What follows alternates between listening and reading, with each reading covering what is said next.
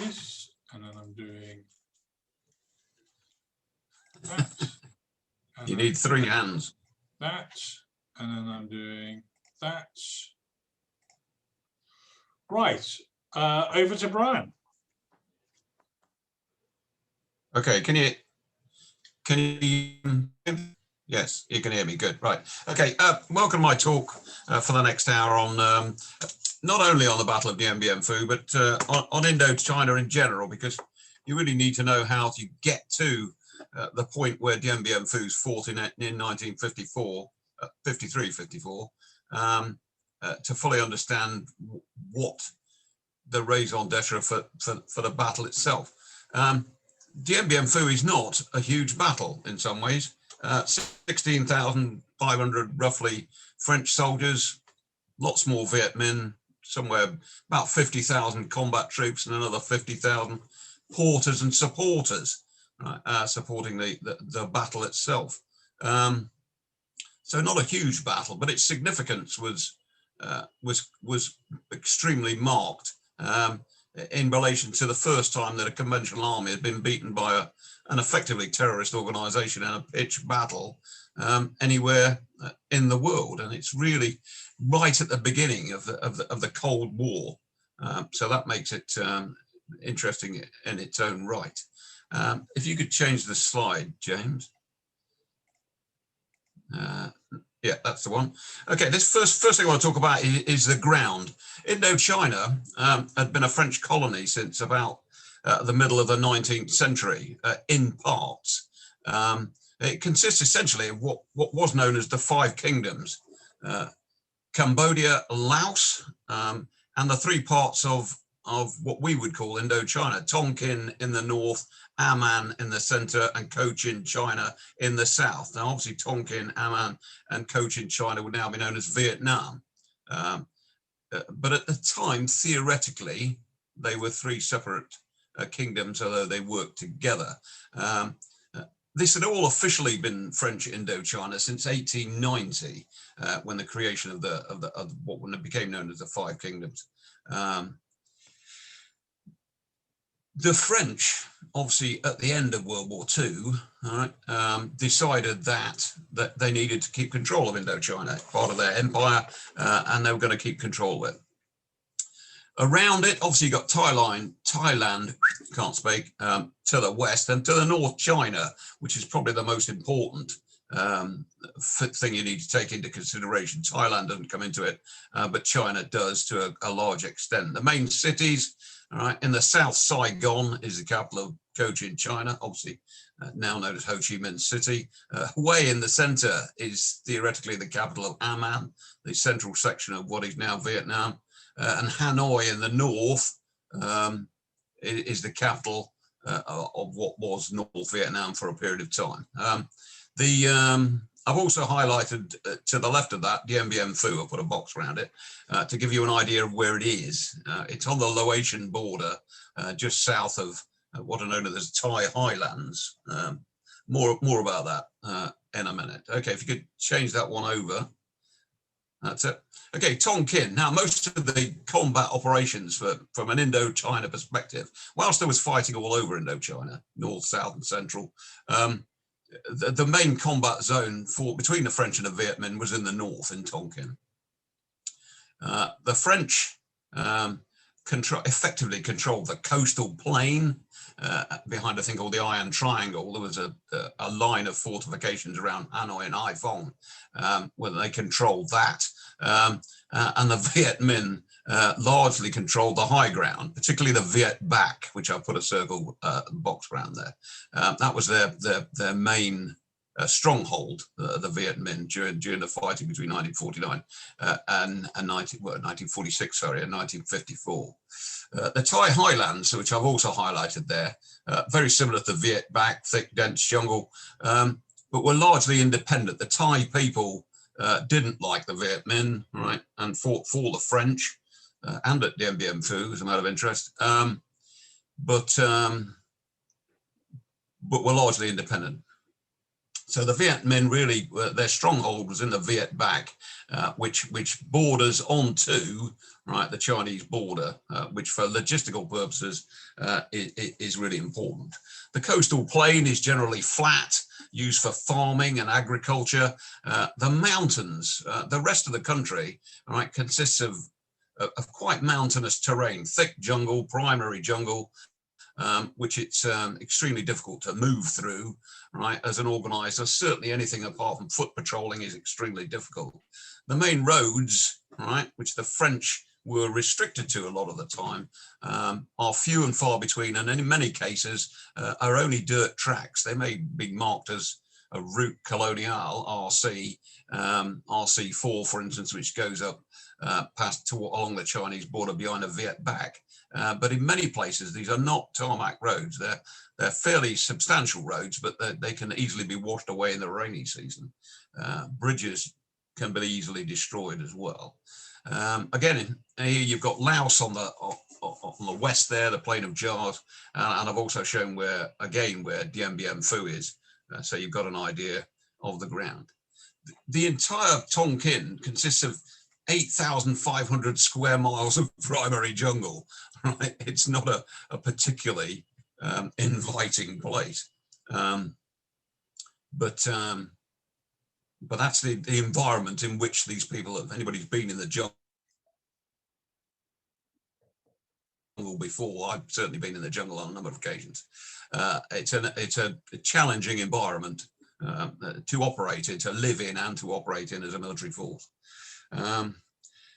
Before we go on to look at people, it's important that we look at the situation for France.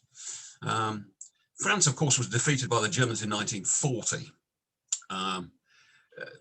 and was then divided into the occupied zone in the north, right, and the Vichy French in the south, right. France was an extremely divided country during the occupational time and everything else. They still maintained control, theoretically, through the Vichy government of Indochina, but the entire country was divided between those that supported the Vichy government, right, and those that basically wanted independence from the obviously German occupation.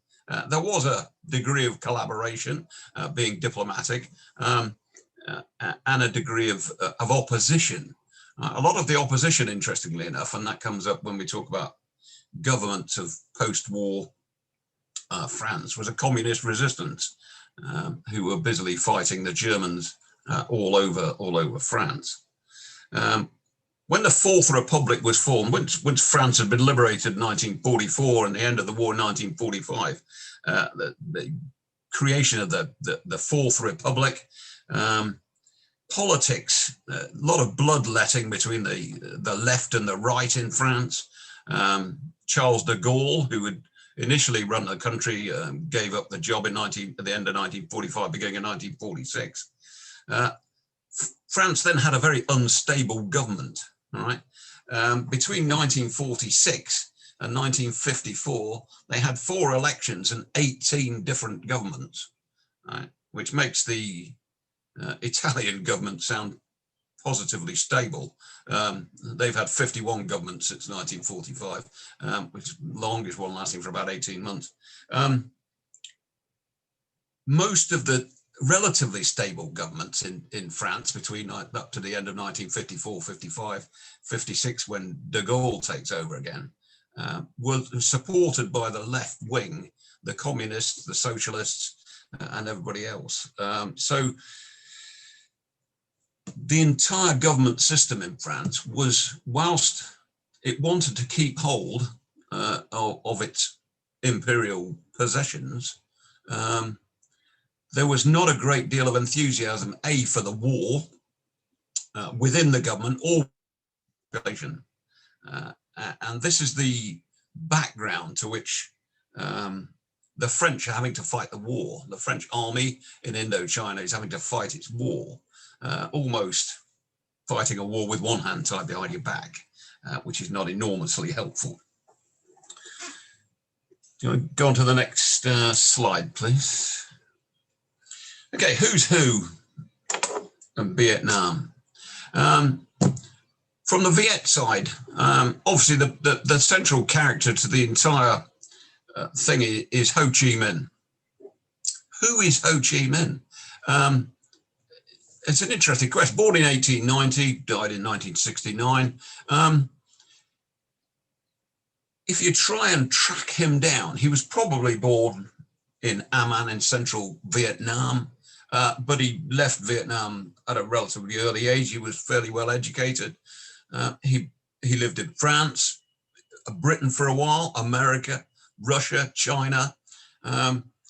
People have tried to track down all the pseudonyms that he used. There's somewhere between 50 and 200 different names, all right, which he used over a period of 30 years before he settled on Ho Chi Minh as being his title in 1941 when he took over the Viet Minh in Indochina. So fascinating individual, from the leader of a country back to working as a waiter in a restaurant in London and a chef in Paris. Became a communist fairly early on in the 1920s. So he's an interesting bloke.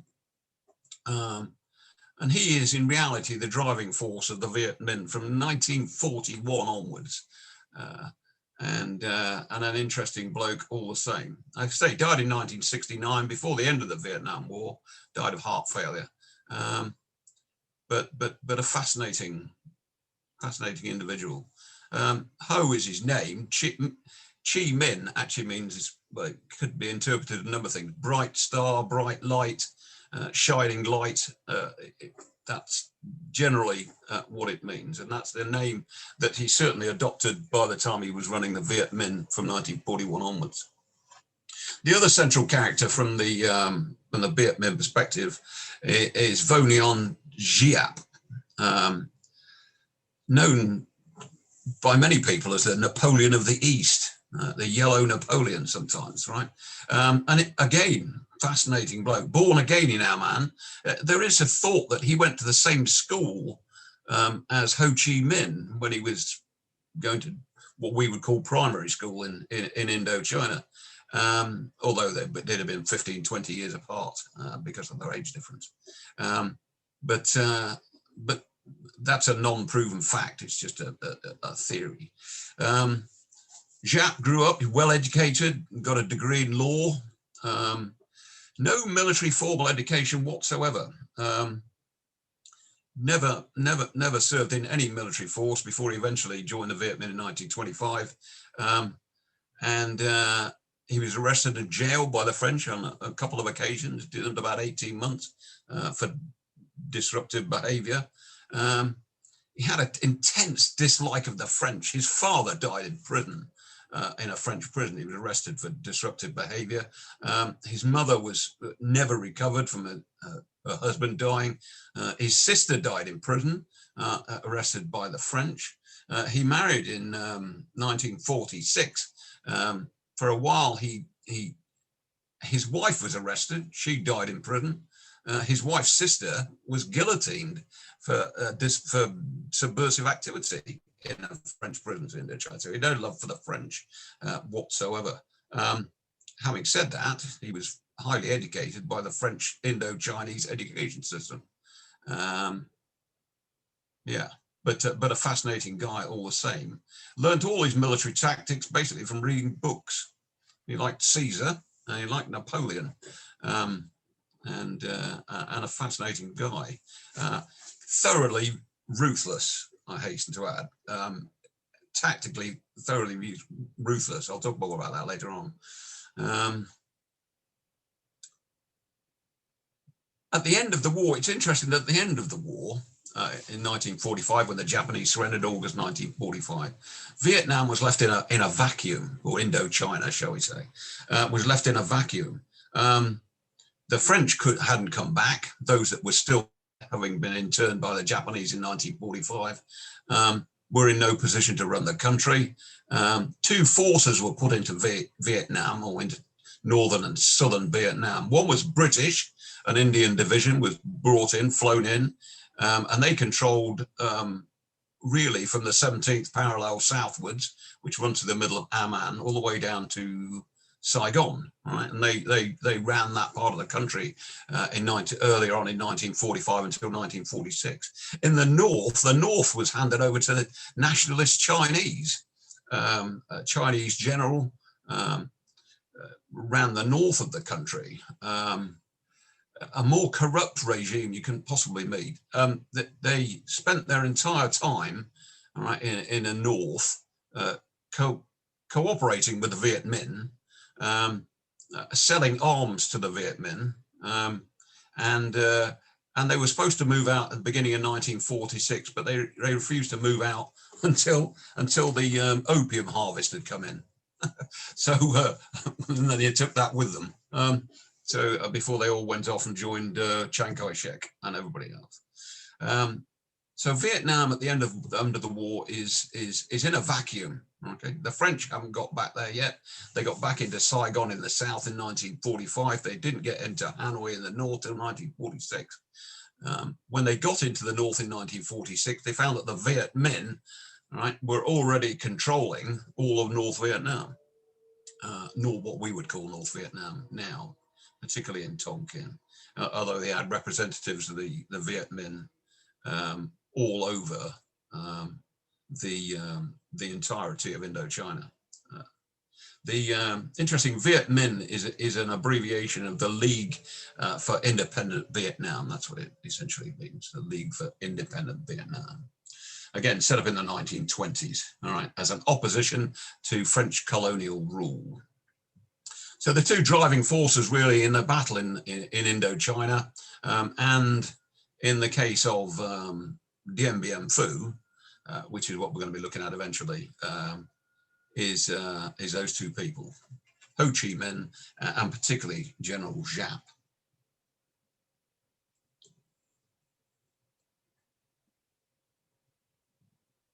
Okay, change slides, please. Okay, who are the French? Now, these particular people here are to do with Dien Bien Phu. All right, these are the people who are in command of the French forces in Indochina at the time of Dien Bien Phu.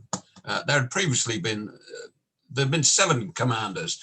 At the time, 1954, Henry Navarre was the commander of the Indochina, the French Union forces in Indochina. Fought in the First and Second World War, and had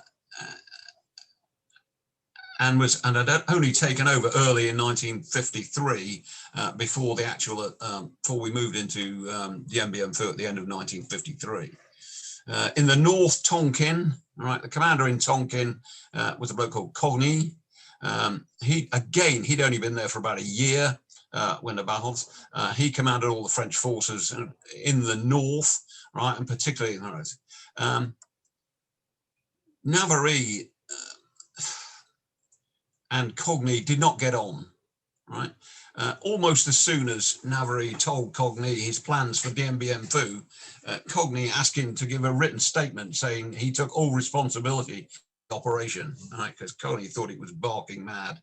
And after the war had finished, Navarre wrote a book about the agony of Indochina, in which he specifically blames Cogny, who then sued him in the French courts.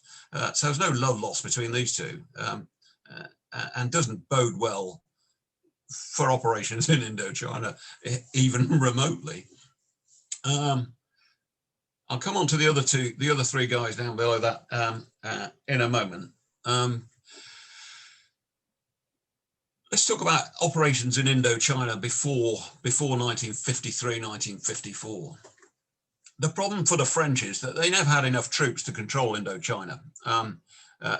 At the most, including local Vietnamese troops, there are about 175,000 French and colonial and Vietnamese troops to run the entire country. And they were stretched thinly all over the place. They tended to keep control of the coastal places and the cities, the important cities, all right? Everything else was spread out very sparsely around the countryside. They tended to picket the roads, right? And not really, they didn't have sufficient forces. What they tended to use was use local forces, Vietnamese and the like, to man fortified strong points along the main roads, All right, so to try and keep control of the roads and keep their regular French troops and Foreign Legion troops, for instance, back for more mobile operations. It didn't always work like that, but that was the general raison, was to control the major road networks and occasionally push into the places like the Viet to try and bring the Vietnamese force, the Viet Minh forces, to battle. The French spent their entire time trying to bring the Viet Minh to battle. They felt that if they could get the Viet Minh to come out of its hiding places and get involved in a pitched battle, the French would inevitably win. That wasn't always the case, but there are a number of occasions when they did manage to entice the Viet Minh to come out and gave them a severe pasting. There was a couple of examples. In 1952, Giap decided to attack the Iron Triangle around Hanoi, right? And on 3 occasions from 3 different directions, right? The French, from fixed positions with greater air power, the only air power, frankly, in Indochina was the French, and the use of artillery in fixed positions, were able to decimate the Viet Minh. Giap was surprisingly not generally considered to be universally successful. He wasn't. There was a number of occasions when he was badly beaten by the French.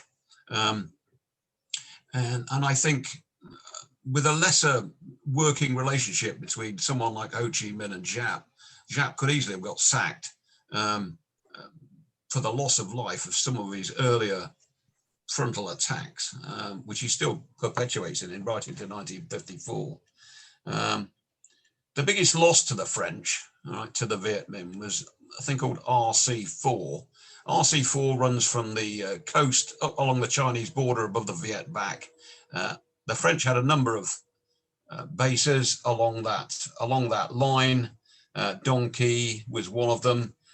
Co Bang, Dong Qui, Lang Son, and these were eventually cleared by the Viet Minh, which allowed the Chinese to reinforce them with equipment and logistics across the border.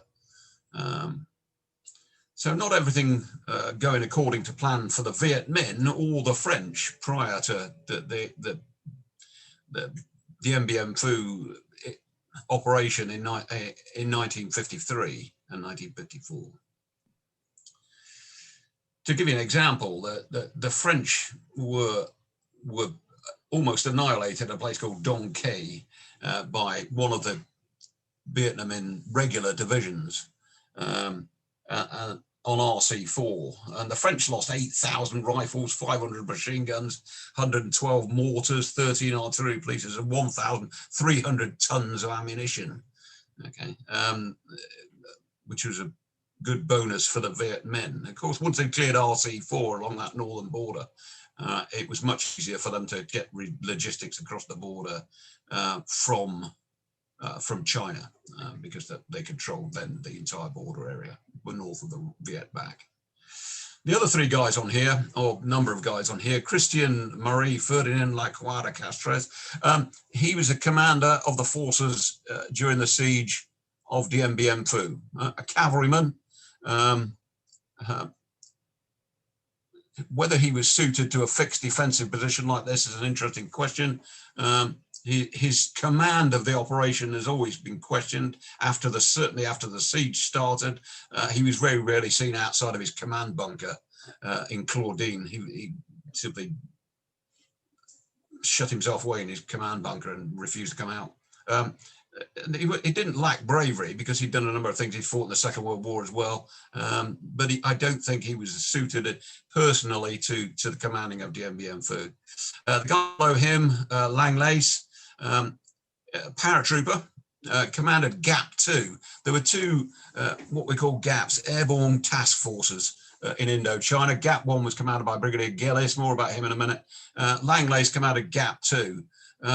During the fighting between March and the beginning of May 1954 around Dien Bien Phu, he was really the guy that that organised all the counterattacks, fighting and all that sort of stuff.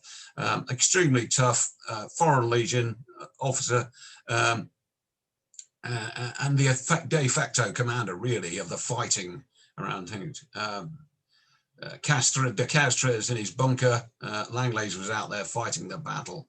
He commanded, as I say, Gap 2, Airborne Gap 2, which is essentially 3 different parachute battalions, 1 Vietnamese, 1 regular French army, and 1 Foreign Legion battalion, right? The guys on the left there, right, are his command group. They were known as the Airborne Mafia in Dien Bien Phu.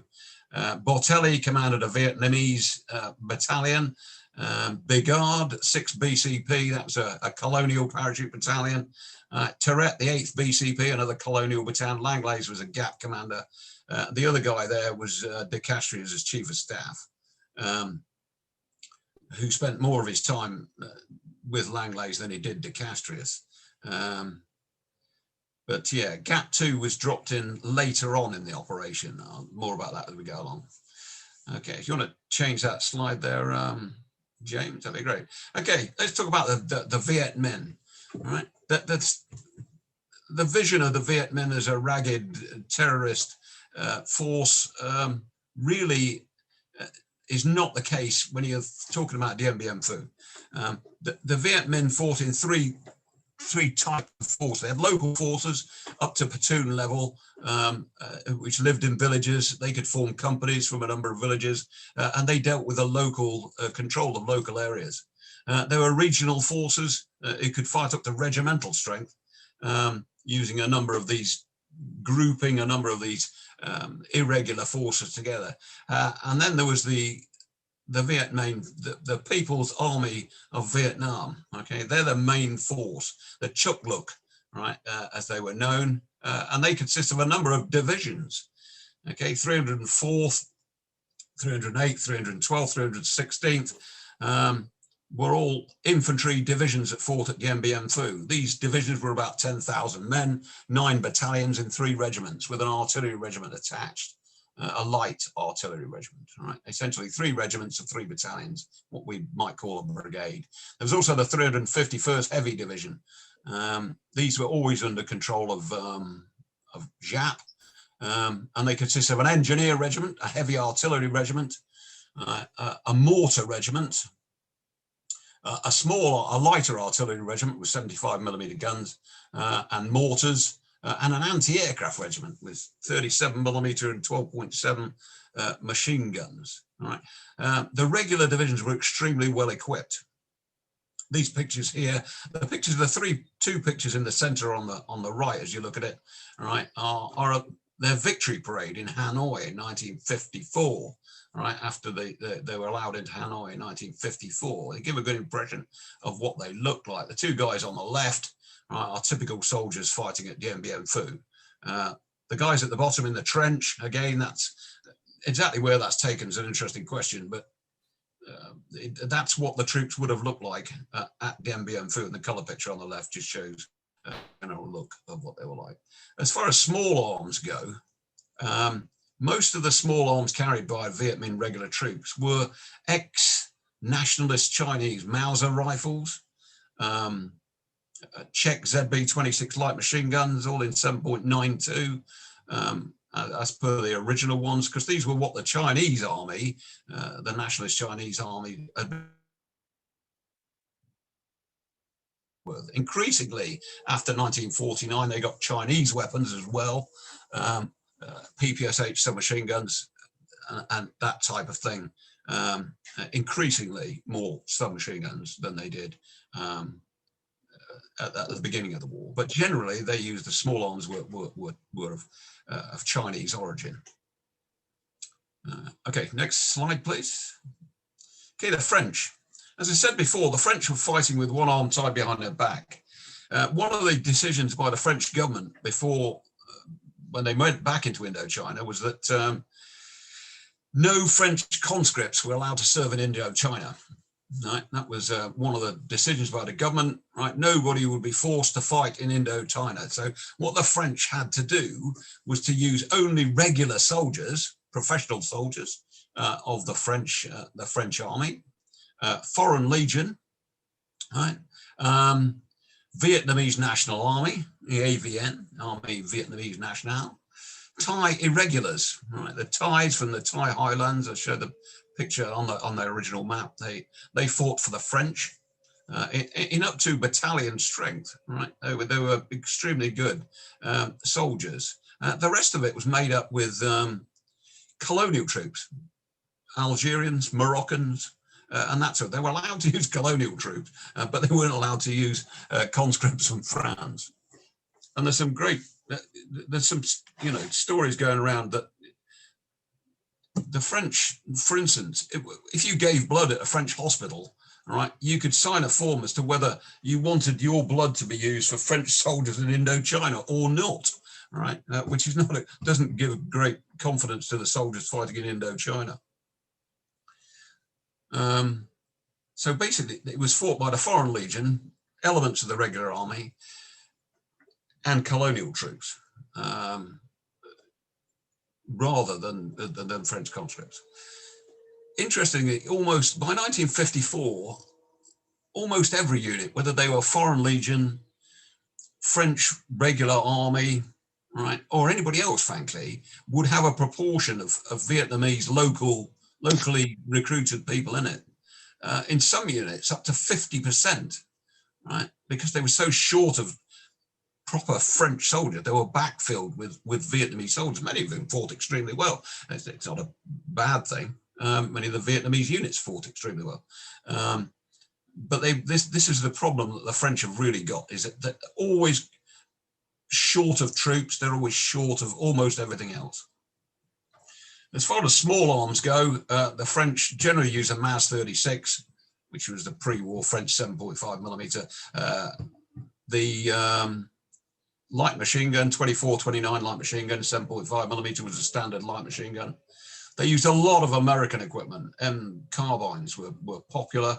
MAT-49 submachine guns, the other French weapon, 9mm submachine guns. 30 caliber machine guns was a standard medium and heavy machine gun used by the French in Indochina. So again, using a lot of American equipment. Radio, interestingly, all radio equipment used in Indochina was American. SCR 300s, for instance, the guy on the picture there has got an SCR standard American radios. That was one of their serious problems, is that they had to backfill units with Vietnamese people. Nothing wrong with them, but because they'd never had enough metropolitan French troops, and that's no disrespect to the Algerians or Moroccans who fought extremely well in Indochina as well. Okay, next slide, please. What are they fighting with? Lots of talk about Dien Bien Phu and artillery, Viet Minh artillery. The two principal guns used by the Viet Minh were the old Japanese Type 41 mountain gun, right? This was almost their standard gun within divisions, within the infantry divisions, and within the heavier 151st Division. They captured hundreds of these things, and hundreds more were provided to them by the Chinese. A lightweight gun with a range of about 8 kilometers, 5 miles. Not a particularly effective gun. Much of its ammunition was very old. The advantage of it when you're fighting in the jungles of Vietnam is that you can strip it down into bits. Okay, because it's a mountain gun, you can take it to pieces, right? And it can be carried either by mules, bikes, or whatever else, right? So it's possible to strip it all down and move it around much more easily. The other big gun for the French at Dien Bien Phu, not for the French, for the Viet Minh, was the American 105 M2. These were supplied by the Chinese. The Chinese supplied them with about 36 105 guns. Now, these have been captured by the Chinese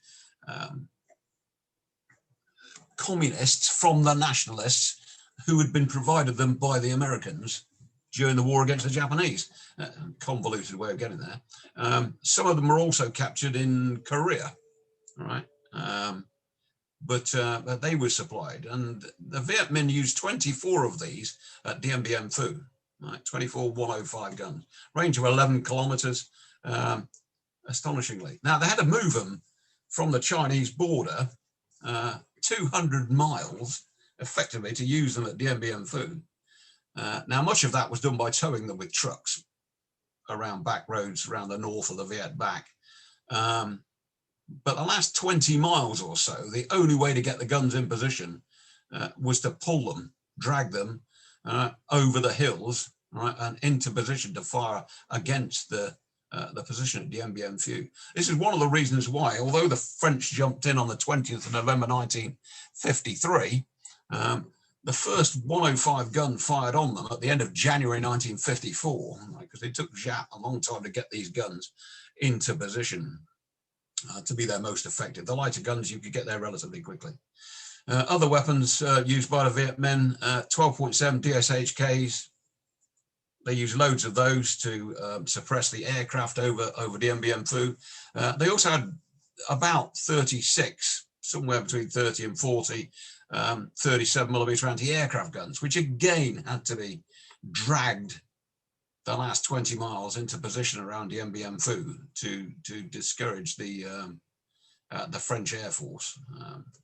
And very effective they were too. Okay, next slide, please. Okay, what have the French got? Well, from an artillery perspective, the French had 4 155 guns in Dien Bien Phu. Again, American guns. Almost all their equipment, heavier equipment, was American. 455mm guns flown in. They had to strip them down into bits to fly them in because they didn't have aircraft big enough to carry the whole thing. The 105 guns, again, could come in single pieces. And they had, at one stage, 27 105 guns and 4 155 guns, usually 24. They flew through in later as replacements for earlier ones. They used 27 altogether. But essentially 24 105 howitzers and 4 155s. They also had 28 120mm mortars, which are extremely effective.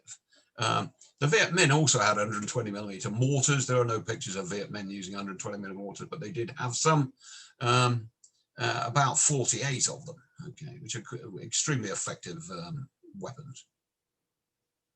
The French flew in 10 Chaffee M24 Chaffee tanks into Dien Bien Phu. They had to strip them down into 18 loads. Okay, now to fly in one Chaffee tank needed 6 Dakotas, right, and 2 flights from a Bristol Freighter. I'll show you a picture of a Bristol Freighter in a minute if you've never seen one.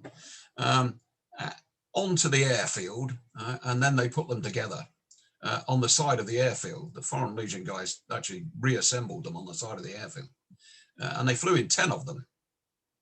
The last one was still fighting when the position fell on the 7th of May, 1954. Enormous feat of logistics, just flying those things in there.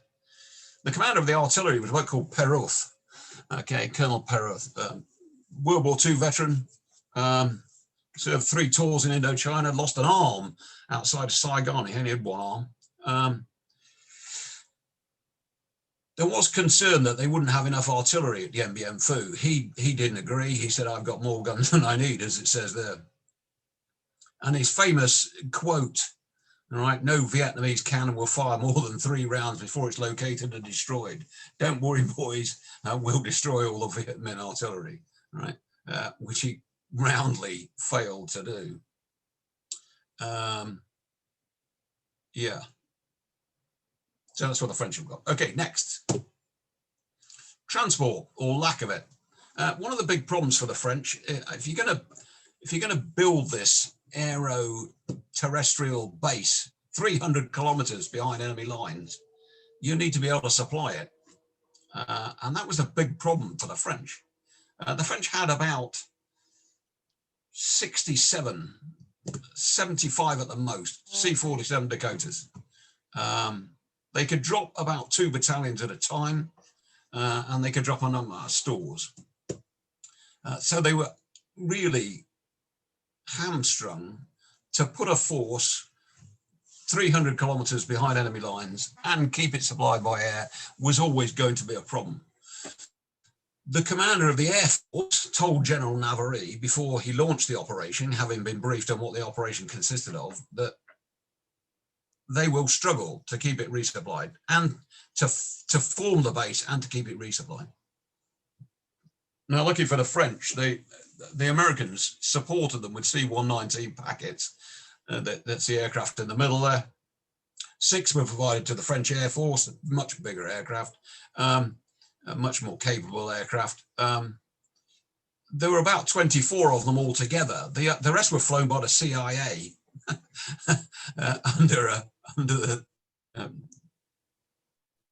not under the radar, but there were about 24 of them altogether, and the rest were flown by civilian, in brackets, US Air Force or CIA pilots.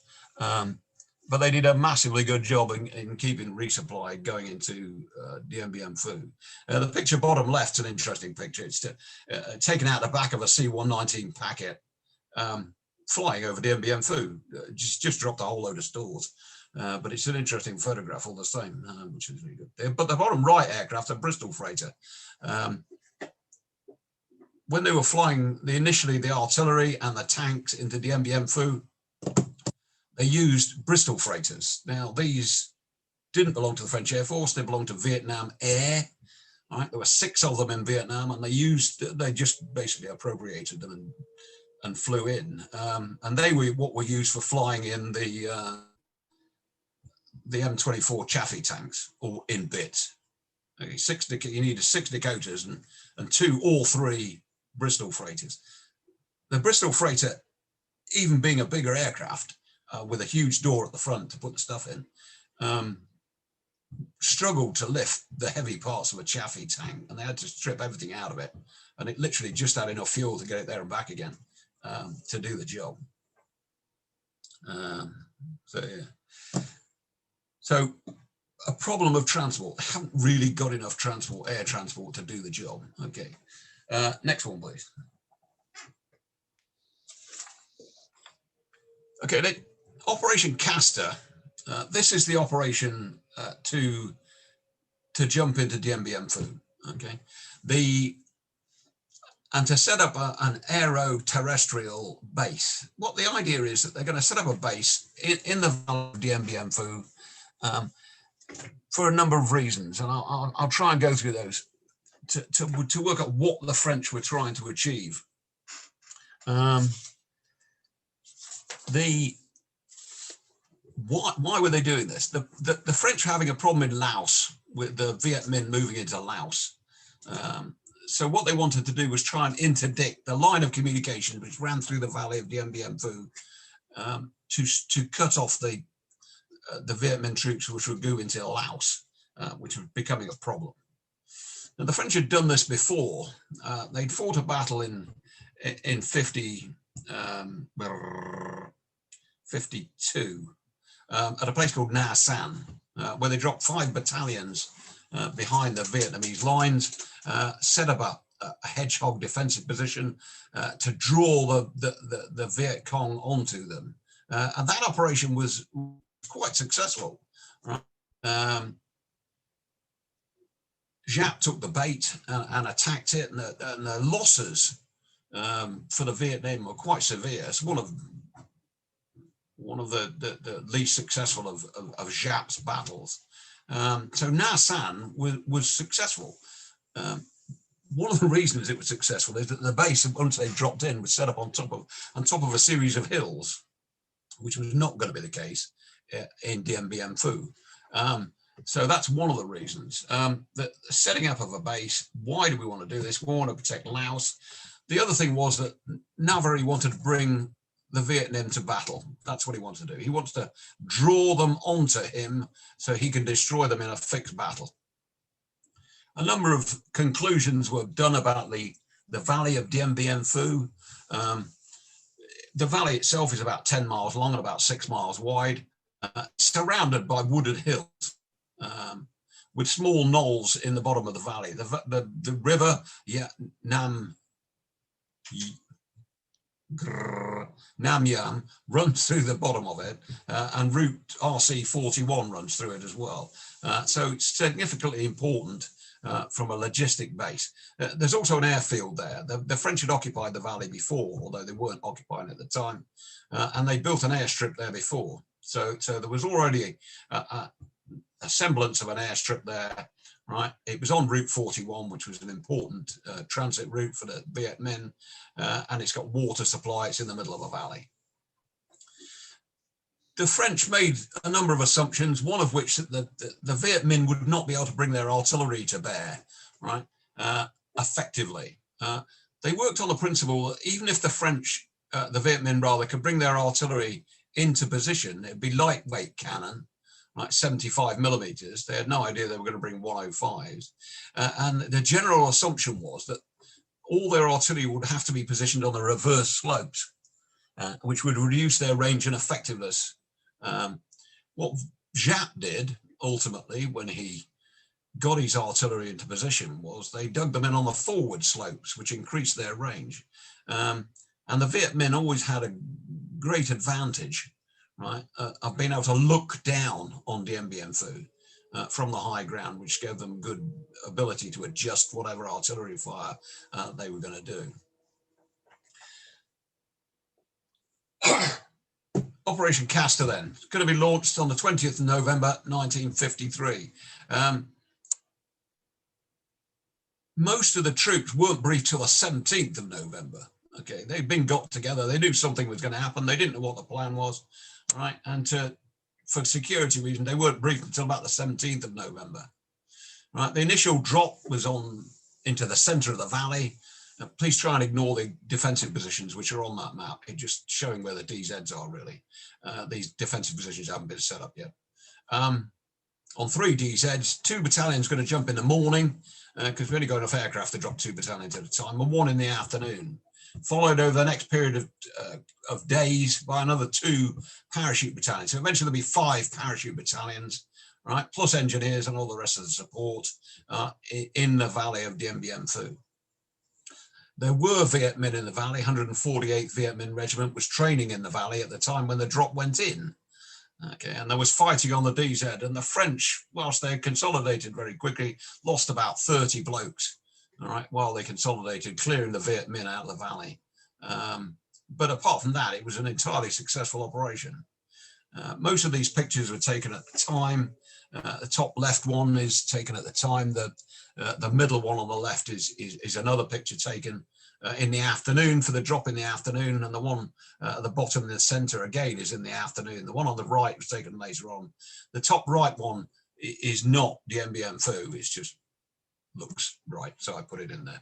All right, French paratroopers in Indochina jumping in. All right, Gap 1, which was the group that was dropping in on the 20th of November, was commanded by a man called Brigadier Gillis. He broke his ankle on the drop and had to be evacuated about 2 days later. He stayed there for 2 days, then had to be evacuated, unfortunately. So that's the initial operation. They're going to drop 5 battalions in initially, set up the base in the center there, then they're going to reinforce it. Operation Castor. Okay, thank you. Next slide, please. Now, the defenses within the valley are such that the way the French organized their defense was a number of strong points. Right? They didn't have a continuous defensive structure within the valley. They had Nha San, they had one defensive structure, and that worked really well. Right? In Dien Bien Phu, because of the size of the valley and everything else, they reorganized themselves into a number of strong points, right? And from the north, you've got Gabriel in the north, right up in the north, and Anne-Marie, Huget's in the center, it guards the airfield. Francois was a small sub-camp on the right. Claudine's in the center, right? On the other side of the river, you've got Eliane, Dominique, and Beatrice. There is a small one further south, but it was hardly ever occupied. And Isabelle was 6 kilometers to the south, quite isolated from the rest of the defensive positions. Much debate over where these names come from, all right, okay, and you'll hear all sorts of ones. There were Colonel de Castrias as ex-lovers and all sorts of other bizarre explanations for the names of them. Actually, they're simply alphabetic. right? A, B, C, D, E, F, G, H. That's the simple answer to the question. They simply did them alphabetically, thought of a female name, A to I, and that's why they got their names. These defensive positions were not single defensive positions, all right? Just to give you, they were, Beatrice, for instance, if I've got the list here, Beatrice has got 4 separate company level positions within it. Gabrielle's got 5. Isabel's got 8. Anne-Marie 4. Hugette's got 7. Francois just 1 big position. It's only a company position. And 12 positions in it, Allianz. There's different platoon company positions. Dominique's got 6 and Claudine's got 7. Okay, so they're not single, whilst it's a single block on the map there, they're not single position there. They're all small company and platoon positions, all theoretically with interlocking and overlapping arcs, so they can all mutually support each other, right, in good doctrinally defensive way. Having said these defensive positions existed, they were not, in hindsight, they were not very well built. Right? And one of the reasons they were not particularly well built was that a lack of stores. It was estimated when they were doing the estimate, their planning process for the operation, that they need 30,000 tons of defensive stores to build these. Barbed wire, wriggly tin, pickets, you name it, sandbags, everything else that you need to build this defensive position. Right up to the end of January, they'd only received 4,000 tons. That sounds a lot, 4,000 tons, most of which was barbed wire and some corrugated iron. The rest of it was pretty ad hoc, make it up as you go along with anything you can find lying around. The valley itself had been heavily wooded before the battle. By the end of the battle, it looked like the Somme. It had been completely defoliated. All the wood had been cut, used for part of the defensive positions. But even then, right, even these defensive positions were not particularly well constructed. But that comes home to roost later on. Okay, if we go on to the next slide. Okay, these are just two general pictures of Dien Bien Phu. Taken, the top one, in fact, they're both the same picture, I've just overlaid on some of them. The village of Dien Bien Phu is on a high ground in the center, Nam Yuen River running through it. To the left of that, on the other side of the river, you've got RC 41, and below Dien Bien Phu, you can see the parts of the runway, the original airstrip that was there before the operation started. Below that, I've overlaid that with some of the other plots. Huguette, Elaine's on the other side of the river, Francois. Claudine was around the CP, around the village of Dien Bien Phu, and the command post is there. Again, I've just overlaid that. The initial drop was about 10 o'clock in the morning, between 10 and 11 in the morning on the 20th of November, with another battalion coming in the afternoon. Okay, next slide, please. Now they settled down in the valley of Dien Bien Phu, building their defensive positions. There was not a massive amount of fighting really till the end of January. All right, the French probed outwards.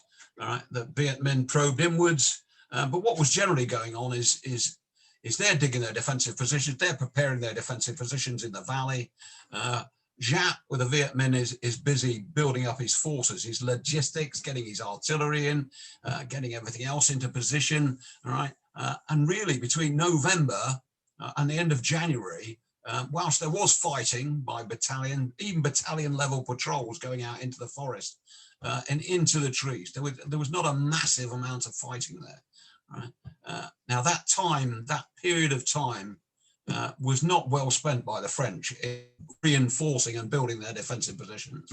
That should have been their primary function. But then again, you go back to the question of what are we here for, right? And that was one of the big debates about Dien Bien Phu. What was the aim of the operation? Was it to stop the Vietnamese going into Laos? Was it to make a base from which they could go out and attack the Viet Minh, right? Or was it a base to draw the Viet Minh in, right? So they could write them off in a fixed battle. If the latter was the case, then they needed more defensive and they needed a better defensive system than they eventually did. The battle really started on the 13th of March. All right, the first attacks were on the 13th of March. Colonel de Castrius is still in charge. Right, there's a number of most of the parachute battalions by this time had been withdrawn. They've been flown out, okay, and replaced with other French troops. The 13th, 2 battalions of the 13th Foreign Legion were in Claudine and Beatrice. Again, Foreign Legion light infantry in Hujet. Where do we got here? 3rd Battalion Foreign Legion, lots of Foreign Legion were flown in. These aren't parachute battalions, they're just 1st Algerians, 3rd Algerians, 7th Algerians, 4th Moroccans, right? 2 Thai battalions, they're local militia battalions, right? In Eliane and Saint Marie, and each of their specific areas of responsibility are laid down there. Artillery, eventually we got those 4 155 guns and 24 105 guns and all the mortars and all the rest of the stuff that we got in there. We've also got a tank squadron, composite tank squadron. After the 13th of March up to May, you're going to get more parachute battalions dropped in, but that's not really happening at the moment. Okay, they're in reserve back in Hanoi. So the battle really starts on the 13th of March. Okay, next slide, please. Now let's talk through the battle, right, in general terms. Giap spent the last 2-3 months building up his forces. Right, his first artillery rounds are fired into the valley, right, at the end of January, right, excluding mortars and some 75mm rounds which were fired into the valley. Giap's plan. Giap had a plan in January, right? Giap's original plan was, excuse me, was at the end of January, he was going to form all his divisions in a circle around it and do one huge attack on Dien Bien Phu. Literally, they were going to fire everything they had into Dien Bien Phu and they were going to attack it from 4 different directions with 4 divisions in a general go for broke, overrun the entire place. Now, he was convinced by somebody, and we're not sure who, it might have been a Chinese advisors, because there were Chinese advisors, that probably wasn't the best option, and it might not succeed. Okay, so he then set about using his artillery to disrupt the base for as long as possible, and they carried on all through February, right, bringing artillery to fire, artillery fire to bear on all the positions around the valley and on the airstrip, which made it increasingly difficult to succeed. Now, the first serious attack on the base was against Beatrice. Beatrice is a top right-hand horse. It's got #1 marked on this map. All right. It was plastered with artillery on the 13th of March, all day. All right. And then eventually, about 6:15 at night, like 2 regiments of one of the Viet Minh divisions literally stormed the position. They took it in about 6 hours. Right? A Foreign Legion battalion was holding the position. Right? The headquarters, right, thought that they could hold attacks. All right? They were amazed and astonished, frankly, that the Viet Minh had succeeded in capturing one of their strong points in 6 hours. Of the almost 1,000 people, between it depends what you read, 750 and 1,000 people defending Beatrice, only about 100 of them got out. The rest were either captured or killed before the position, or after the position had been overrun. By dawn on the 14th, all right, Beatrice had fallen. This was a complete shock, all right, to the French, who felt that they could safely hold all these positions. As an aside, interesting, one of the officers, and you'll love this, the commander of the 10th Company, all right, of the Foreign Legion Battalion because it was the 3rd Battalion that was holding Beatrice. Was a bloke called Captain Nicholas, right? On the morning of the 13th of March, he got a letter, because the post was still coming in, right? Which was his tax form, right? He received a letter saying, if you don't complete and return your tax form by the end of the month, we're going to stop your wages, right? Thank you to the French government for that. Captain Nicholas didn't survive the attack on the night of the 13th. So undoubtedly his tax return was never put in. But bureaucracy is a wonderful thing and the French are really good at it. So Beatrice is lost on the 13th. Next one is Gabrielle. Now Gabrielle's held by a battalion of Algerians. They'd seen Beatrice fall by the morning of the 14th. Okay, and almost immediately they start getting plastered with artillery. Okay, during the 15th, right, the Viet Minh attack them. Again, 2 regiments, right? The place holds out for 28 hours. Okay, they put up a marvelous resistance, but eventually, all right, by the end of the 15th, they've almost lost control of almost everywhere. A counterattack is attempted from the area of the airstrip to reinforce them, but that's unsuccessful. It's cut to pieces trying to get over the open ground. Something like 400 guys were killed or wounded trying to counterattack to relieve Gabrielle. Gabrielle fell, right? About 50 people from the Algerians got out of Gabrielle, and that was it. So in 2 days, effectively 3 days, right, Giap has now succeeded, right, in taking out the 2 most northerly outposts of Dien Bien Phu. Now this has sent shockwaves through the headquarters of Dien Bien Phu, back to Cogni in Hanoi. Navarrese beginning to panic down in Saigon. Right, they're all putting up umbrellas saying, "Oh, it wasn't my idea, it wasn't my fault." Astonishingly, what's going on. The next place to fall was Anne Marie. All right. By the 17th, the Thai garrison, there's a Thai militia battalion commanding Anne Marie. They've seen that they very quickly saw that because they're local population, they live locally, their families live locally. The Thai hills to the north, that the writing's on the wall here, and they basically implode. Okay, and they either they frankly pack up and leave. Okay, they try and disappear into the woods. They try and disappear, and Anne Marie is lost, not through an assault by the Viet Minh, but because the Thai battalion, which is holding it, their morale collapses because they can see the writing on the wall. They're local people. They know what's going to happen, and they basically pack up and go. So 3 strong points have now been lost within 4 days, right? 3 strong points, Anne Marie, Beatrice, and Gabrielle have been lost. The French are in a bit shell-shocked by this. Now, the frontal wave attacks that the Viet Minh have been putting in on the French in these sectors have been expensive. The Viet Minh rather lost between 4,000 and 5,000 men, right? Killed or wounded, clearing the 2 northern strongpoints and taking over Anne Marie, which had been occupied by some French troops.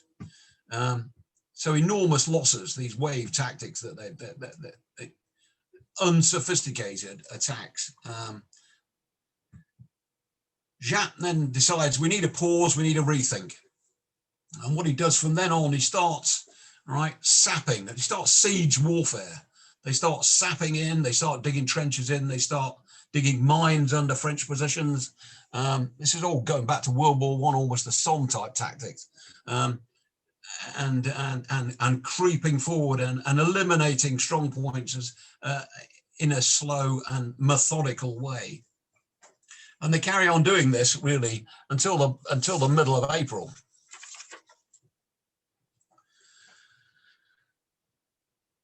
By the end of April, jumping forward slightly, okay, by the end of April, Isabel is isolated to the south. There's nothing much they can do. Anne Marie's lost. Phu Jet eventually is lost.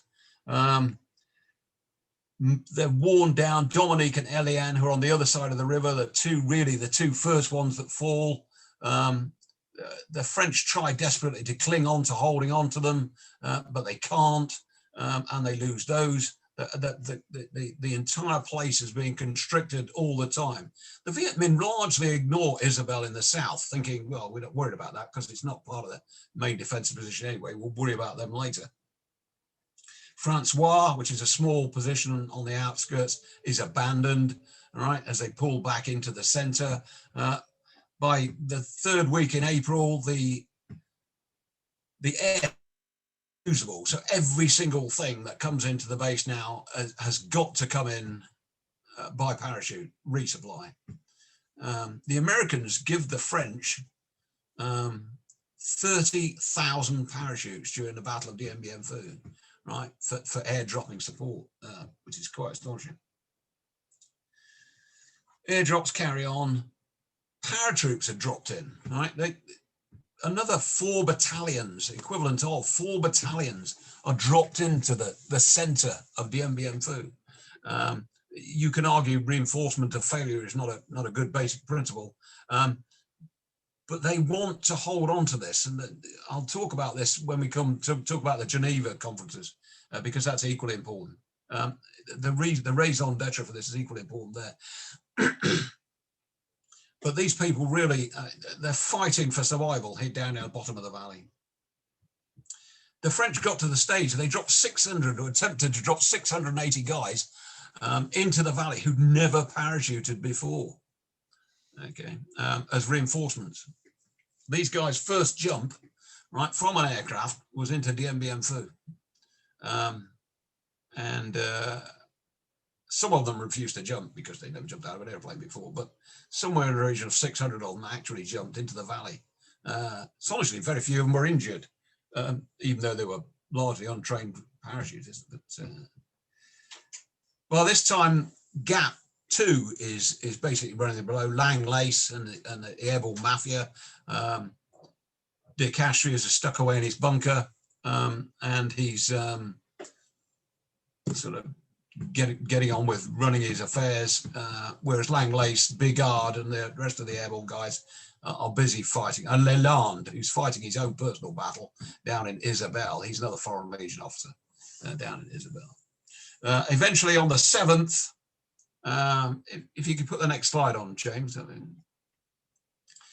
Eventually on the 7th of May, the inevitable happens, and the entire place is overrun.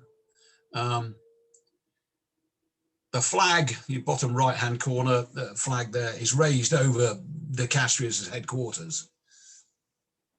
All these pictures, okay, were staged after the battle. The Viet Minh propaganda pictures staged after the battle, but they're all taken actually in Dien Bien Phu. So whilst they're not actually combat photographs, they are taken in Dien Bien Phu afterwards. The middle left one particularly is quite obviously, you know, a staged photograph just to show what the Viet Minh have achieved. And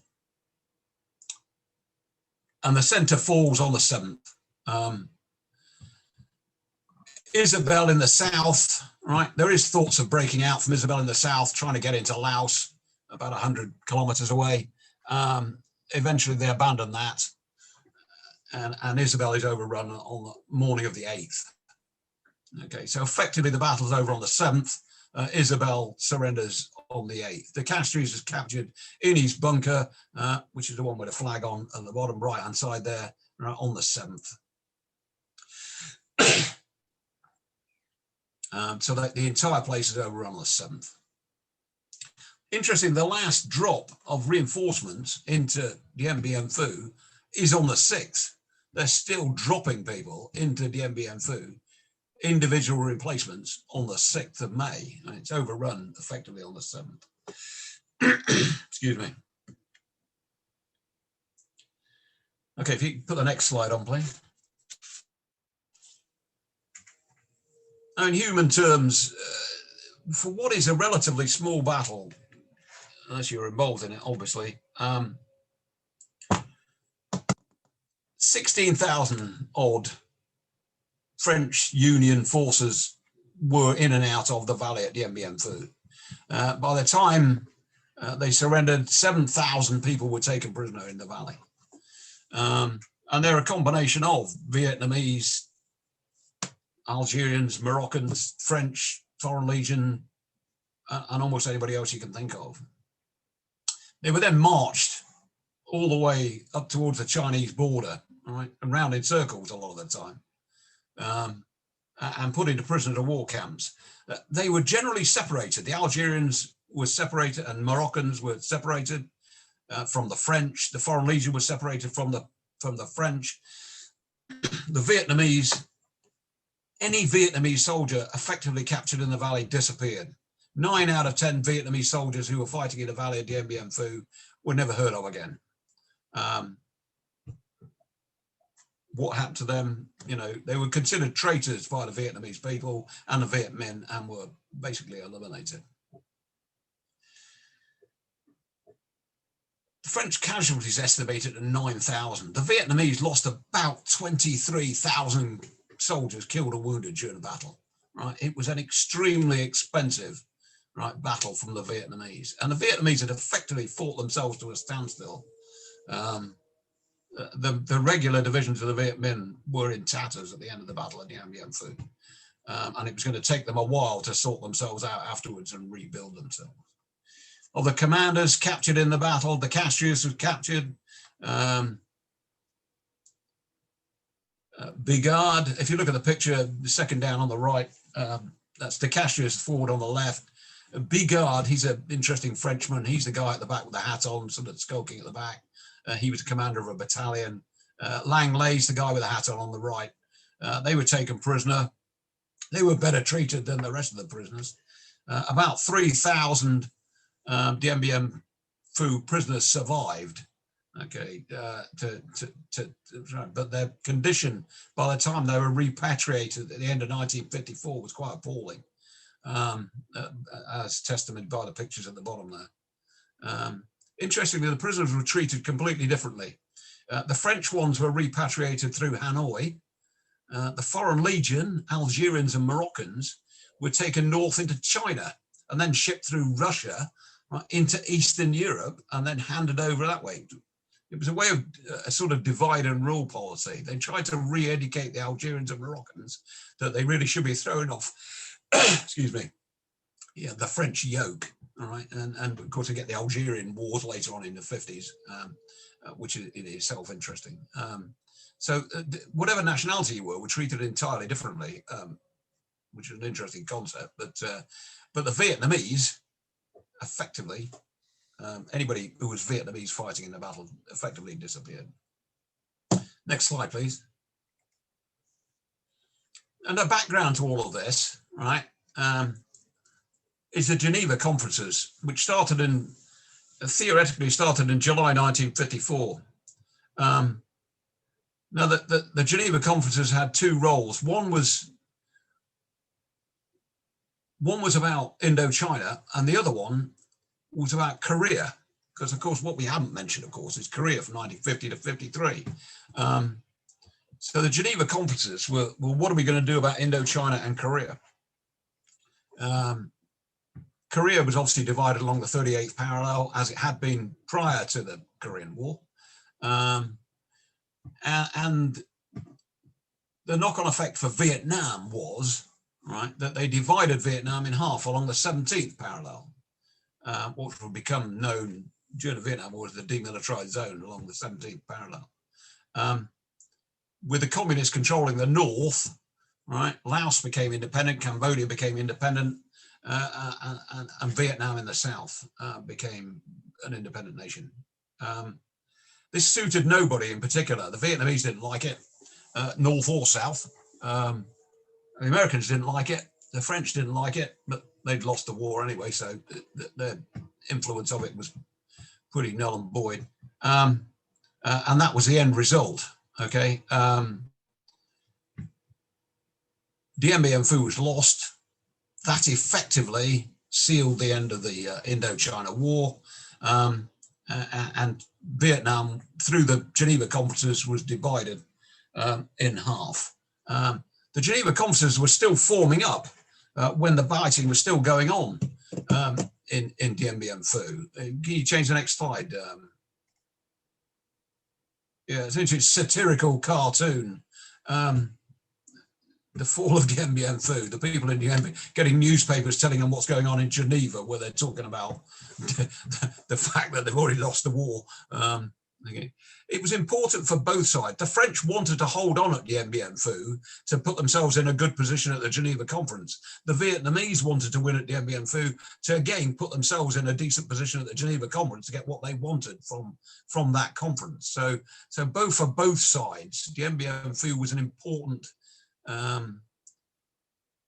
point for both sides of the argument. They both wanted, one wanted to take it, the other one wanted to hold it, to reinforce their position at the Geneva conferences, but in effect, it didn't help. It fell before the conferences made any decent decisions on what was going on. Okay, next slide. Now, we just talked about the Battle of Dien Phu relatively briefly. It's a hugely involved operation, as is the whole of Indochina.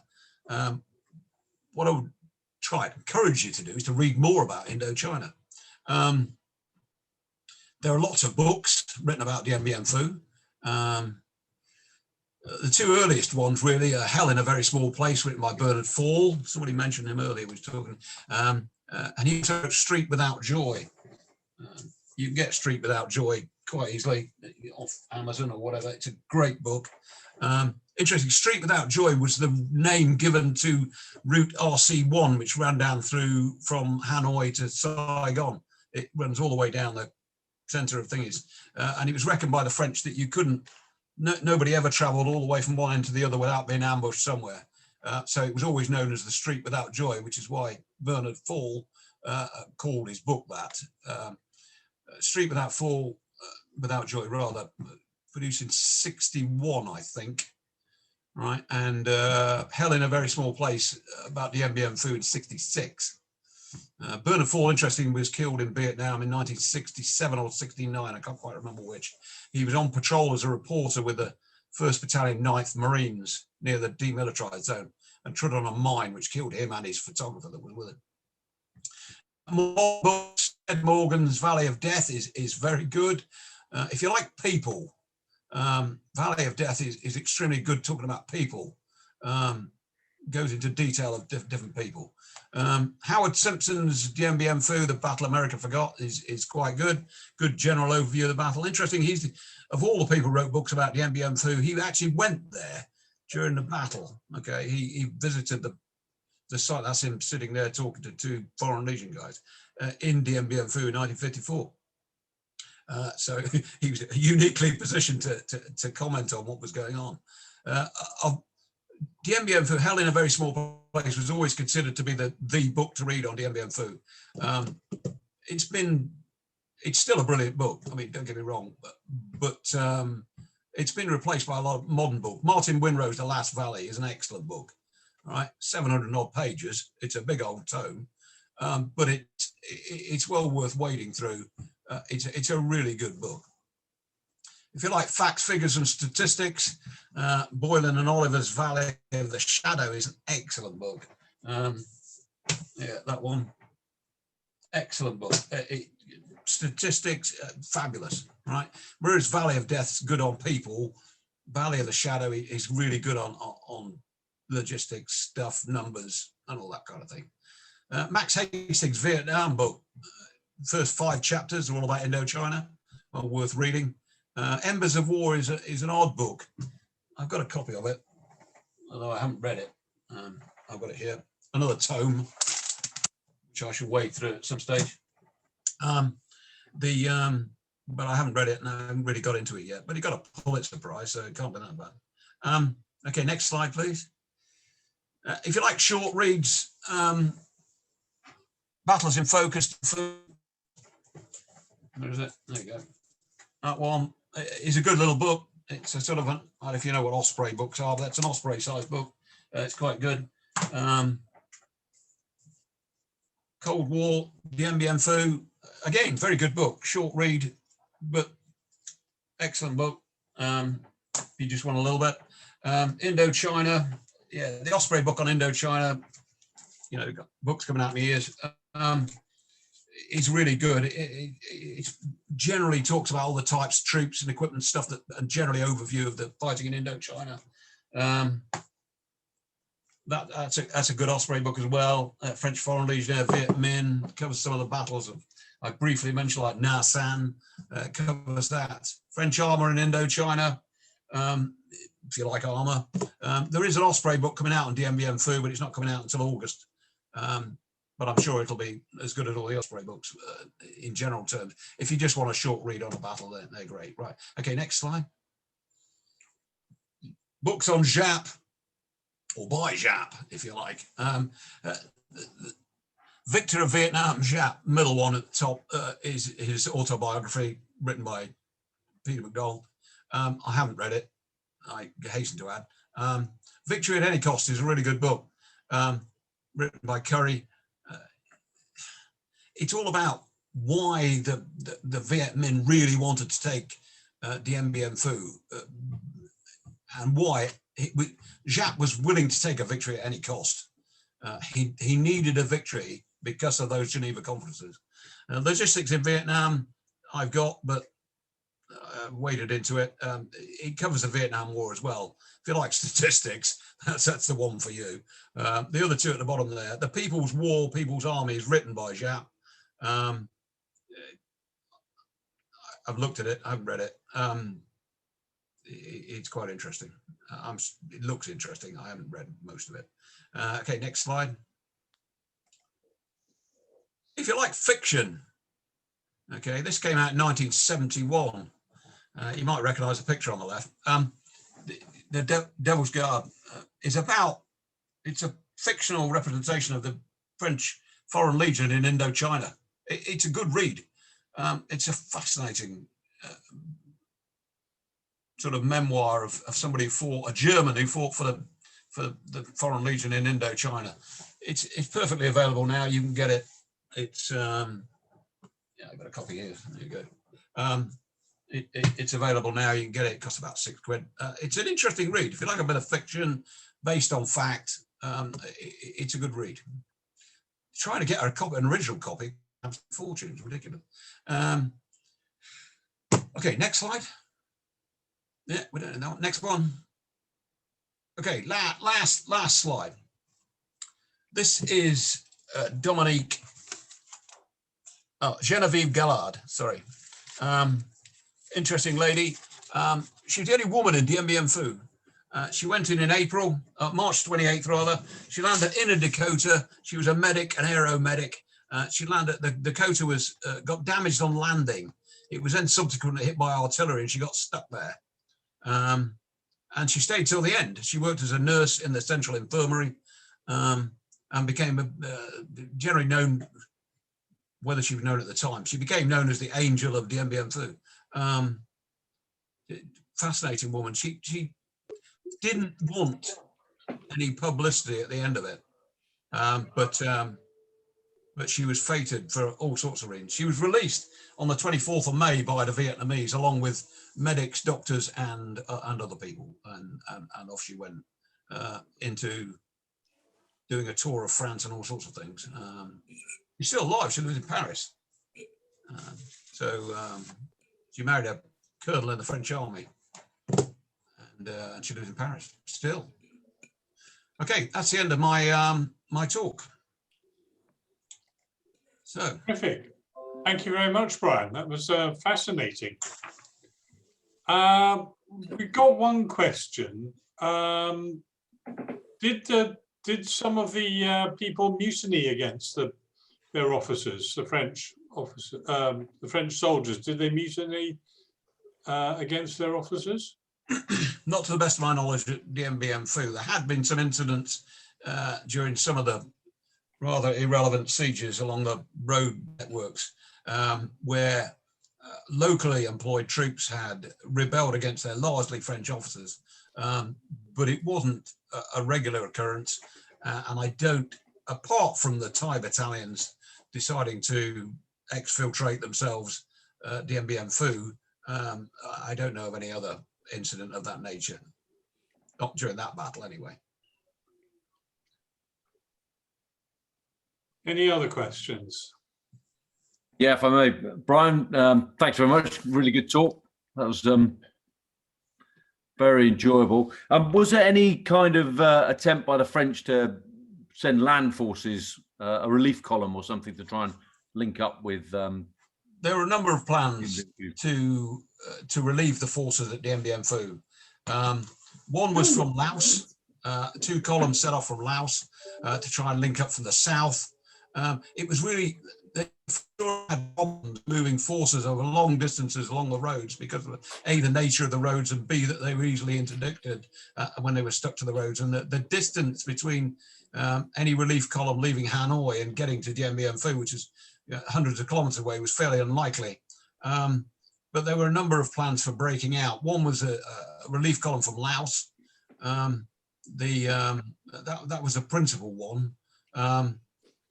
But it came to nothing because the problem, the perennial problem of air support, the group that was moving from Laos to support into the southern, across the border to provide them with an exit strategy, got tied down by a very small force of Viet Minh and needed resupplying by air. And of course, they didn't have enough aircraft to resupply the Dien Bien Phu, so it was constantly put back until, frankly, it was too late. There were other considered problem operations to extract them, breaking out. Most people, with hindsight, considered it to be a futile gesture. Where this type of operation had happened before, small groups, it's a bit like the analogy of Napoleon in Spain, always said that large armies starve and small armies are defeated. Small groups of French troops trying to withdraw from anywhere were generally cut to pieces by the Viet Minh over a period of time. And to try to extract over that distance would have been almost impossible. So even the people generally within the gang thought that the chance of them breaking out was unlikely. Yeah. Yeah, thanks. Nice to see you, Des, by the way. Well, Brian, what would you have done as a ex-para at the battle? What would your orders be to your troops? If I believe that had they properly analysed, done their what I would call an appreciation, their estimate process properly, and looked at the logistic problems of supporting a base over that distance with the limited amount of air support they had available, it either need to be a very short-term operation, and out, right? Do the job and out. But I don't honestly believe that it was ever a practical proposition. A lot of the general staff in Saigon and Hanoi generally thought that it was a bad idea because logistically and you just couldn't, it was supportable. You're basically putting a division 300 kilometers behind enemy lines in the jungle. Now, you could argue that the Chindits did it in World War II in a similar sort of way. But the problem is always extracting people. How, if it's going wrong, how do you get them out?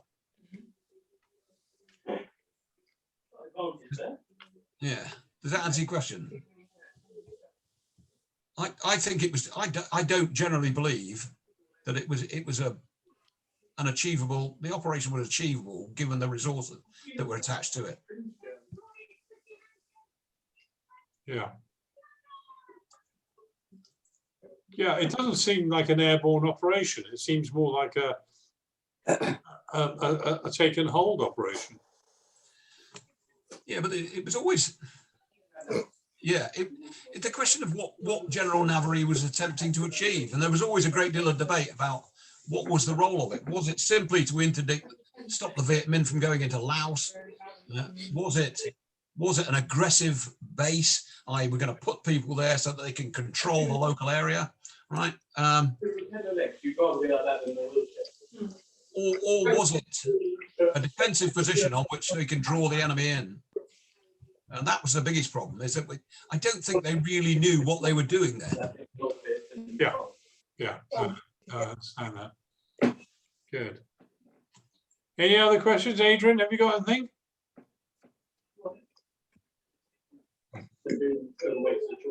Sorry, I'll take myself off mute. No, it was my question earlier about the mutiny, that I thought some of the French officers didn't like their head office staying in the bunker and never leaving, but obviously that's been answered now.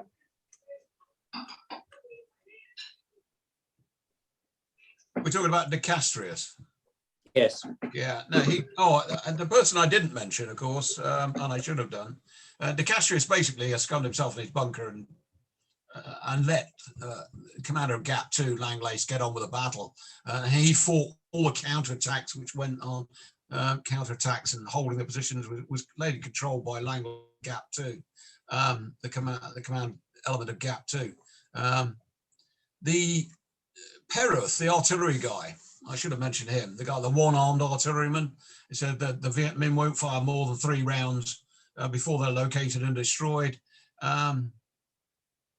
After Beatrice was lost in the middle of March, admitted to one of his subordinates that he'd failed, went off into his bunker and blew himself up with a hand grenade. He committed suicide.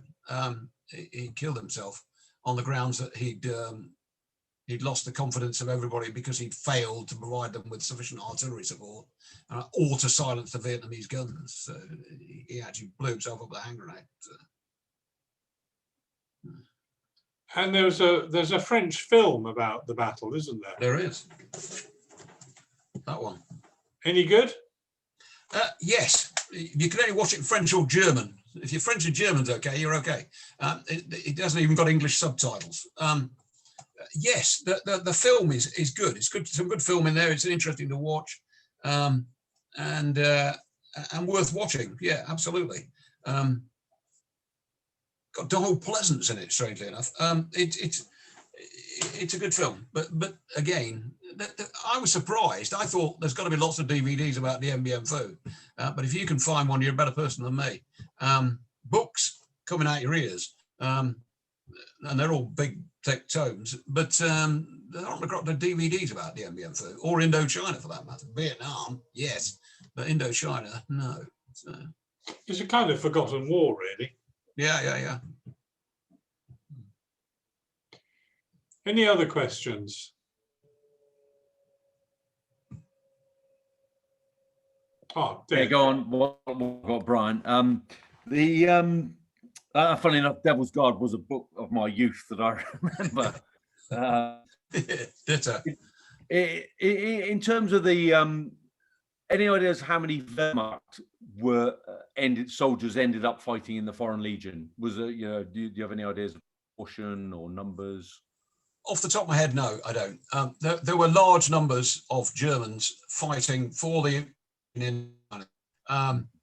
We're talking hundreds. Yeah, really. Again, the treatment of Foreign Legion troops is interesting as related to French troops. What the Viet Minh, after they captured them, did was they divided them up into nationalities, put national groups, right, and repatriated them through China back to Germany, East Germany, funnily enough, and the other nationalities back to the countries to which they originally came from, rather than they didn't trust French officers who commanded the Foreign Legion went back with the French, but the other nationalities were shipped back to the countries from which they originally came. They were considered mercenaries rather than members of the French army, which I suppose they are in a way, but yeah. As for the number of French, Germans rather, there were considerable numbers. We're talking hundreds of Germans, but that wasn't unusual. I mean, of all the battalions fighting at Dien Bien Phu, 7 of the battalions that fought there were Foreign Legion.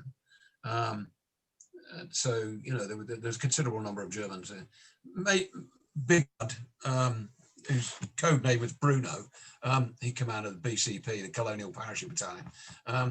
Afterwards, he said afterwards, if I'd had 10,000 SS, I could have held it for for 6 months, which is a bit of a strange statement, but he did say that, but he didn't have that. So at the end of the day, didn't he?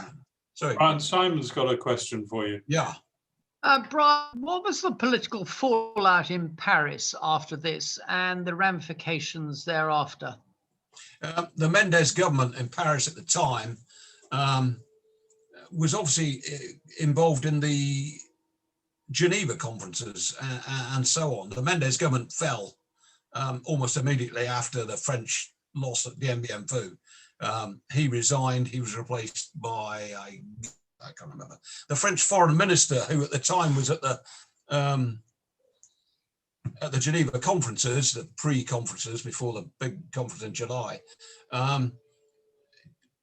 walked out of the pre-conference he was in when he heard that Dien Bien Phu had fallen on the 8th. He got the message on the 8th.